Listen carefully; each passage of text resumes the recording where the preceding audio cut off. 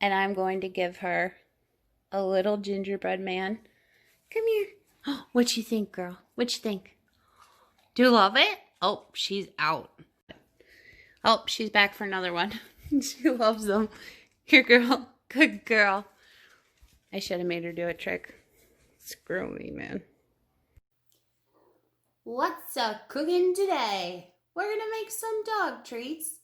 So let's go. I'm gonna give you the lowdown from start to finish. Ready? See you soon. All right, so what we want to do to begin with is preheat the oven to 360 degrees.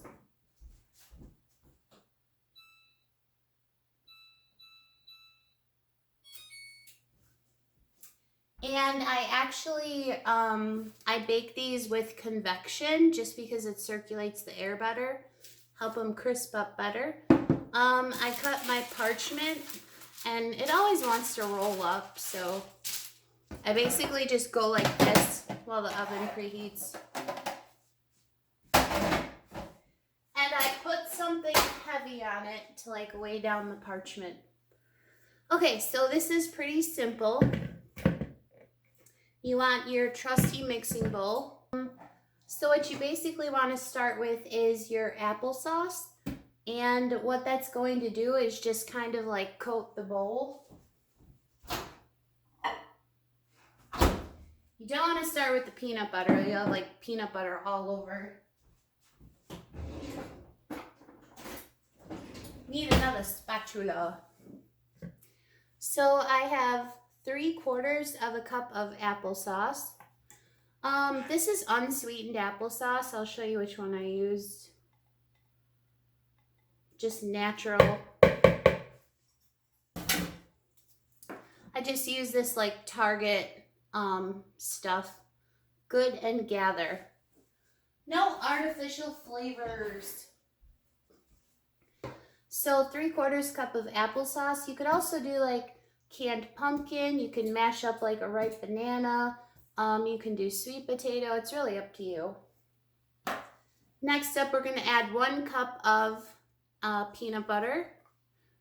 I wouldn't recommend doing crunchy for this because it will just make them harder to like cut out when you're making the little shape. So unless it's like really, really finely, excuse me, I gotta hack that off there. I need a spoon, hold up. I thought I was prepared, but I guess not. So we want to get all of that in there.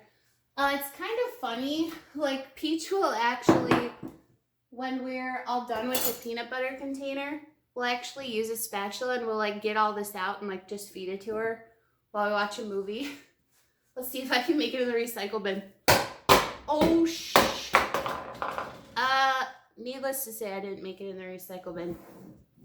But I used a combo of Jif and just this natural Skippy because I didn't have much Jif left.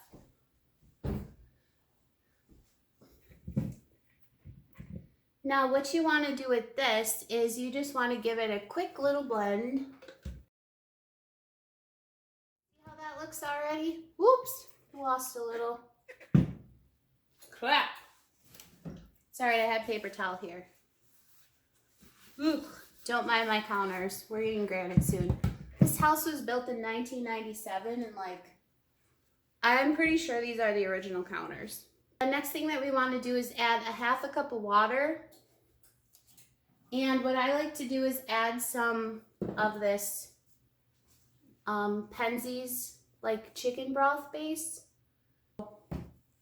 You can skip that if you want, but I just warm up some. I just use bottled water. We never give her tap water because of her disease. So I just do 1/2 cup of water and then I just stir in that broth. So you want to warm up the water. I'll just use my finger to get it in there a little better. It's weird. This broth is like the bouillon. I think we were talking about it one day in chat. But it's like a, I'll show it to you. It's like a wet. It's like a cat food consistency.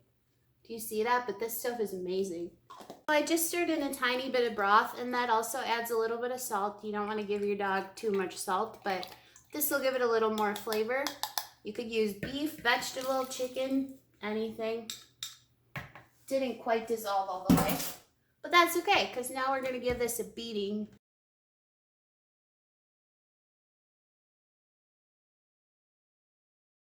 And this is all room temp. I took the applesauce out of the fridge and let it sit on the counter a bit. The peanut butter, you probably don't put your peanut butter in the fridge. I know some people do. Mine just goes in the pantry. And then I warmed up the drinking water that I made the broth with. So keep everything warm. It'll help it combine better. Next up, we're going to add 2.5 cups of whole wheat flour. And I'm just using this Bob's Red Mill. I'll show you the bag. I have a clip on it. This is the bag, what it looks like. Whole wheat flour. 100% stone ground. Dump it all in there. This isn't a cake. We don't need it tender, so it doesn't matter. And then we're just going to, I'm going to close up this flour so I don't forget. Woo! Just got a flour puff.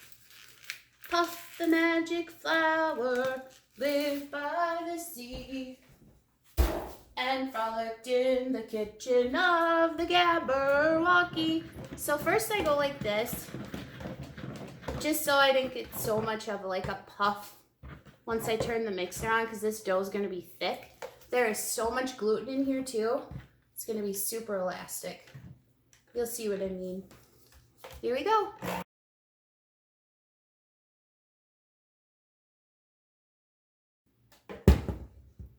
And now what I'm going to do is just unplug my hand mixer and scrape out some of this dough just because it's so heavy. Always pop your beaters in hot water right away and they'll clean up like a miracle later.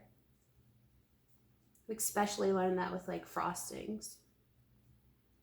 There we go. So now all I'm going to do is just press this on the sides of the bowl to get any additional flour. And that's our dough. So, depending on how humid it is in your house, make sure you clean your counter really good first. But depending on how humid it is in your house, you may add a little bit more flour. You know, if it's like summer, you got the windows open, which you probably don't with allergies. But yeah, knead this. You'll see it's super elastic. It's not a wet dough. It's pretty dry, as you can tell. We're just kneading this to make sure everything's nice and combined. I like to throw it on the counter. I don't know. That's like whenever I'm making like cinnamon rolls, or I just love like throwing stuff on the counter. It's fun. So now we're just going to roll knead it to get a nice ball.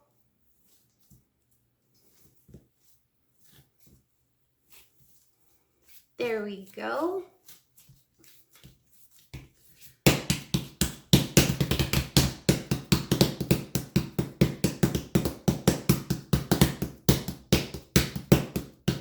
All right, we're good there. Now I have a little bowl with some additional flour. Just gonna sprinkle that on the counter, like so. And then I kind of move it around. Stone ground whole wheat is pretty grainy, so. You could also roll in between parchment, but it's kind of a pain. Like, just do it this way if you can. Now I'm just gonna coat my dough, the outsides with some flour. So yeah, when you measure your flour, even though you use 2.5 cups, you'll want a little bit more. So maybe make sure you have like 3 cups total before you get going. And you'll probably notice, like when I sent some that they were kind of gritty on the outside. That just helps you cut through the dough.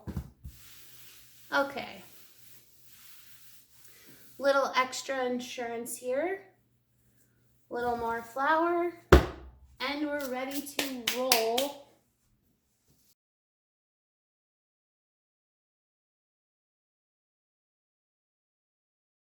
Give you some more tips. Just a little more insurance here. Just giving this a final roll. And they actually have like, I gotta come over here to do this. This looks like a pig, upside down pig. What the hell happened? I don't want to roll it too thin. I just want to make sure that it's nice and even. So now what you want to do is make way for your cookie sheet, because you're gonna cut them and just throw them right on there. Look out, moon pie! Keep a lot of little cutters in there. My sister knows me well. She knows I love the moon pies. Pretty much anything marshmallow. Okay. So we've got our cookie sheets ready. I'm just going to use these little cutters. These are really cute. You can get them from Joann's. They alternate. They're scalloped on one side and just a clean line on the other. They're like $3.47.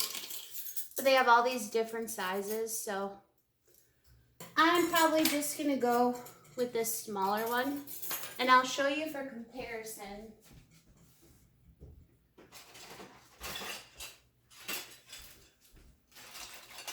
When I did the Christmas ones, like you can see that these are rough. This is roughly, you know, it's a little bit bigger, but it's about the same like area as the wreath.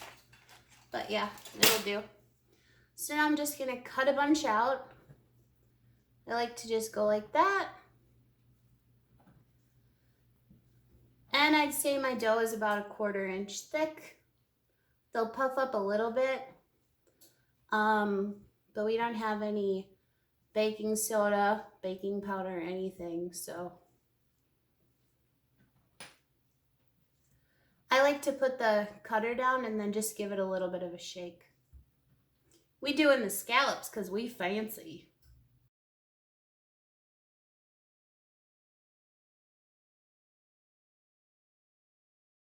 So now is the fun part. I'm make sure I'm still recording. All right, she's still going. This is my absolute favorite part of this whole process, is just weeding this. Like just pulling all this stuff out. I love it. I don't know why. I love it. It's so fun. And save the scraps because we'll re-roll those. Just gonna take this. I'm gonna kind of push it into a ball so it doesn't dry out too much. This is an old like spatula that I love. Greased it all up, but I love it just to scoop it, like forget handles. This thing's amazing how it is. So all I'm gonna do now is just start scooping these onto the cookie sheet.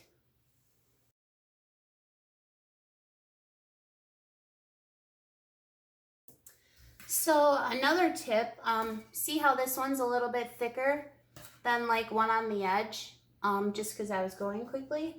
But what you want to do is put the thicker ones near the edge of the pan. Just a tip for anybody that's watching. Not you in particular, and you know who I'm talking about. But yeah, even if you're making like chicken wings, like always put the bigger, you know, items like on the edge of the pan because they'll actually heat up quicker. A little wonky, but our first one is done. So I'm just gonna set that up to the side. You can generally fill these about 4 times with all the dough, depending on the size that you make and how close you put them. Like if I do this for my dog, imagine what I'd do for my like kid if I had one. Holy crap. Probably be like spelling out their name in cookies all the time. By the time they turn 4, they'd be like, Mom, like, come on, you're embarrassing me. You're like, all right, I'll knock it off. This is a workout. Like, my abs are, I'm getting an ab workout. And I'm not eating the cookies, so even better. I mean, not better for me, but better for my abs. They're in there somewhere. Okay, not so neat, but you get the point. Just gonna wipe the bottom of the pan because I set it in a little bit of flour. And now I'm gonna come over here.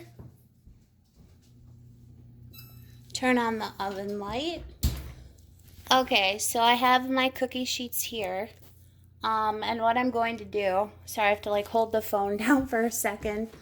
I put the racks on the lower third and the upper third.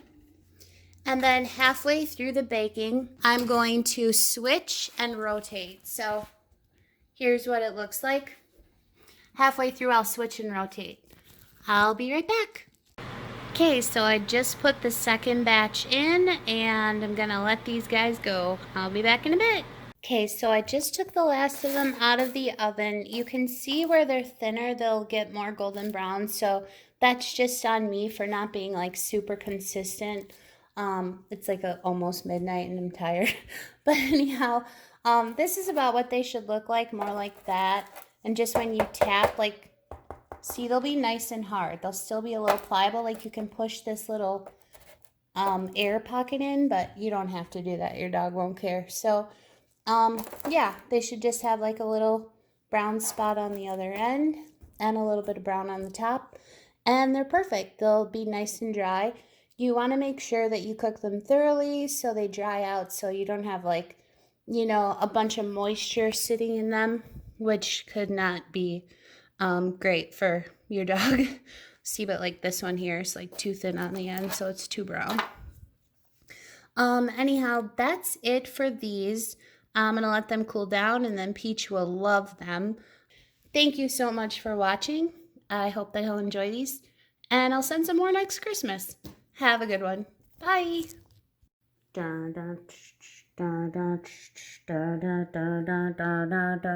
I should say, this is post video, that this makes about 200 of this size, so you can change the size too if you want. And that's all. Thank you so much for watching my video. I don't know why I don't even know what I am. I'm cooking with Elf. He's so cute. I'm so cute. I'm so cute. I'm gonna eat a dog treat. I'm gonna give it to my dog. Thanks for watching.